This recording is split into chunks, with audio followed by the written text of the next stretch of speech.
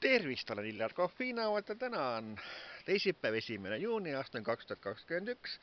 Ja on kaunis see päev ja suvi taas käes, jälle linna lähen ma ja loen kõik ajakirjad ka ära. Ajakiri Lemmik, saatussaladused, müstilised lood ja Nelli Teataja ka. Need täna mulle postkasti saabusid ja nüüd ülevaate neist teen ka. Niisiis,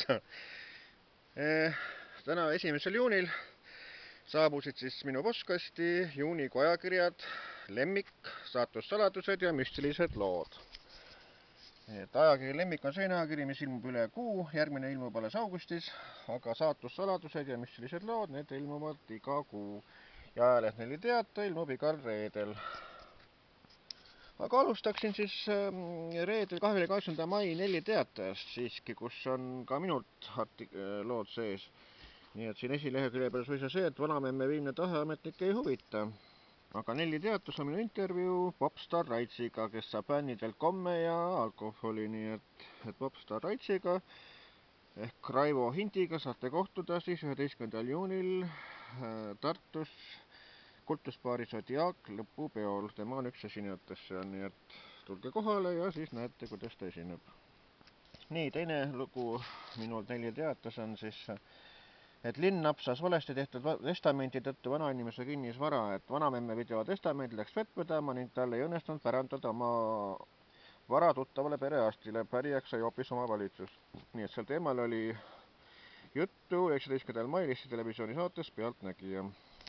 Nii et lugege, saate täpsemalt teada, mida vastas selle kohta mulle siis perearst Maimu Pintson ja mida vastati siis linnavalitsuse või ametliku poolt.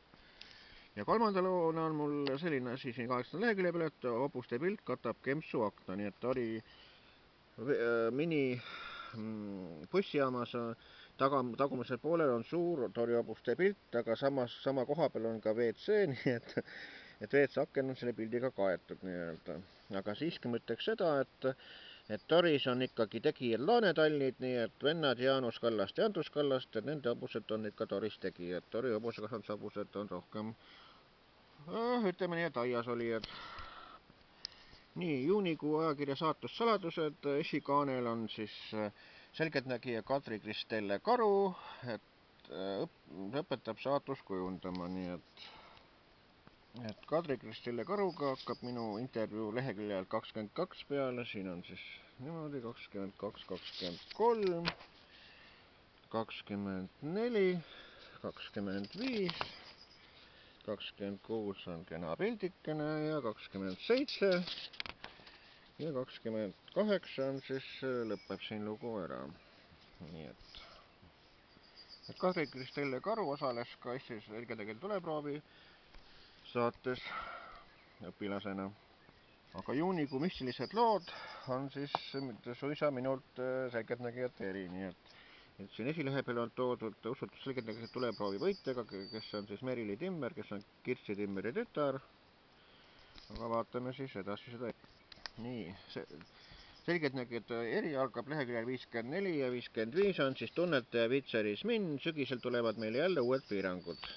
Et tunnetaja Vitseris Min osales Eesti selgeltnägijate tuleproovis tuntud selgeltnägijate õpilasena ning näiteks Ansooriga sujustama koostöö hästi, aga Keit Teeroga mitte. Lähitulevikus valmistub Vitseri emaks saama ning plaanib jätkata inimeste aitamist ja õpetamist. 55, 56 on siis suurem pilt ja 57 lõpeb see lugu ära. 58 lehekülje pealt algab selgeltnägija Merili Timmeriga, et maailm on muutumas. Selgeltnägija Merili Timmer sai esimese kogemuse 6-aastaselt, kui ta nägi lahkunud hinge. Teadmine, et tal on teistsugune anne, tuli teismeeas, mil ta tarudega kokku puutus. Nii et 58 ja 59 on siis selgeltnägija Merili Timmeriga, jah, kes siis oli Keit Teero õpilane, et Keit Teerot ta väga kiidab. Nii, leheküljel 60 ja 61 on siis selgeltnägija Allan Saar, kättemaks on kõige halvem asi maailmas. Selgeltnägija Allan Saarm ütleb, et järgmiseks Eesti Vabariigi presidendiks saab naine. Allan Allan Saarm ütleb ka seda, et kättemaks on kõige halvem asi üldse maailmast, mida keegi võiks teha. Sellest peaksid inimesed hoiduma. Viha ja vihkamine seob inimest teisega kõige rohkem ega lase elada oma elu. Kannatajaks jäävad mõlemad tihti osapooled olenemata tulemusest. No jah, eks arvamusi on nii ja naa. Nii, leheküljel 62 ja 63 on minu intervjuu teadenaise Tiiu Kulliga, et keegi jälgib mind, et kuigi Tiiu Kullile tiitlid ei meeldi, siis siiski teadenaise nimetus sobis talle. Eesti Selgeltnägija tuleproovis saates oli ta õpetajaks Helve Huttonen-Tamm, keda ta nimetab marukihvtiks naiseks, kel on palju teadmisi. Tulevikuplaanide osas ütleb teadja naine Tiiu Kull, et läheb oma rada edasi. Nii, ja siis 64, 65 ja 66 on minu intervjuu siis tunnetaja Kadri-Kristelle Karuga, et muutes suhtumisi ja hoiakut muudame ka elu. Tunnetaja Kadri-Kristelle Karu suhtles lapsena kaitseenglitega ja teadis, et on tal olemas ja kaitsevad, kuigi kodus sellistel teemadel rääkida ei saanud. Või noh, teemadel keegi ei rääkinud.